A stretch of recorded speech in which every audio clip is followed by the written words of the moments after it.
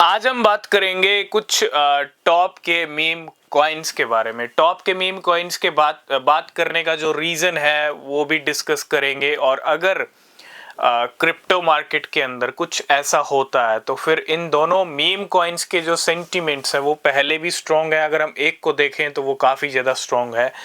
और दूसरा जो शांत बैठा है वो भी एक स्लीपिंग कहते हैं ना जायंट है। और अगर कुछ ऐसा सिनेरियो होता है, क्योंकि मार्केट के अंदर गेम चेंजर माहौल बनता है, सेंटिमेंट बनता है और उसके बाद पूरा गेम चेंज हो जाता है।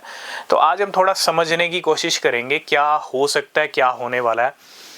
तो आपने अभी रिसेंटली हमने डिस्कस किया था, देखो अमेरिका में ना ईटीएफ की लाइन लगी हुई है। ट्रम्प ईटीएफ के बारे में हमने डिस्कस किया था, मीम कॉइन है डोनाल्ड ट्रम्प का।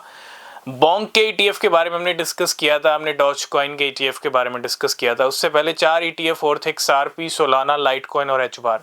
और आज तो 8वां ईटीएफ भी लाइन में आ चुका है और वो है पोल्का डॉट का ईटीएफ। हालांकि पोल्का डॉट मीम कॉइन नहीं है, लेकिन 5 ऑल्ट कॉइन हो गए और 3 मीम कॉइन के ईटीएफ लाइन में लगे हुए हैं। 8 ईटीएफ अप्रूवल के लिए लाइन में लग गया अमेरिका में।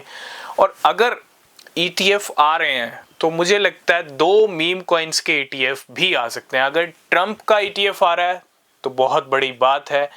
और अगर डॉज कॉइन और बॉन्क के ईटीएफ आ सकते हैं, क्योंकि doge coin number 1 meme coin है, बॉन्क थोड़ा पीछे है, लेकिन सेकंड नंबर का जो मीम कॉइन है आज हम ये डिस्कस करेंगे। 2 ईटीएफ हम और एक्सपेक्ट कर रहे हैं इन लाइन में लग सकते हैं और ये दोनों मीम कॉइन्स के ईटीएफ रहेंगे। हालांकि ईटीएफ और भी आ सकते हैं, ऑल्ट कॉइन्स के भी आ सकते हैं और भी मीम कॉइन्स के आ सकते हैं। हो सकता है जो 2024 में ईटीएफ क्रेज शुरू हुआ था, बिटकॉइन का ईटीएफ आया, फिर इथेरियम का ईटीएफ आया, वो क्रेज अब आपको ऑल्ट कॉइन्स और मीम कॉइन्स में देखने को मिले।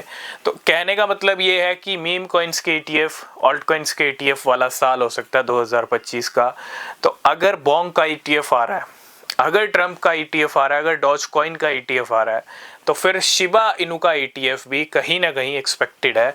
और शिबा इनू का अभी तक गेम चेंज हुआ नहीं है, प्राइस बढ़ नहीं रहा है, ठीक है, शांत है। लेकिन एक गेम चेंज करने वाला अपडेट, एक गेम चेंज करने वाली न्यूज़, बड़ी न्यूज़ अगर आएगी तो फिर वाकई में आपको गेम चेंज होता हुआ दिखेगा। ऐसा ही सिनेरियो है सेम पोल्का डॉट के साथ। पोल्का डॉट और शिबा इनू की सिचुएशन देखें ना, बिल्कुल प्राइस नहीं बढ़े दोनों के। तो क्या पोल्का डॉट डेड हो गया? नहीं, लेकिन पोल्का डॉट ईटीएफ आने के बाद पोल्का डॉट में गेम चेंज होता हुआ आपको दिखेगा। और साथ के साथ अगर बाकी मीम कॉइन्स के ईटीएफ आ रहे हैं, नंबर 1 मीम कॉइन का ईटीएफ आ रहा है तो शिबा इनू का ईटीएफ भी बनता है।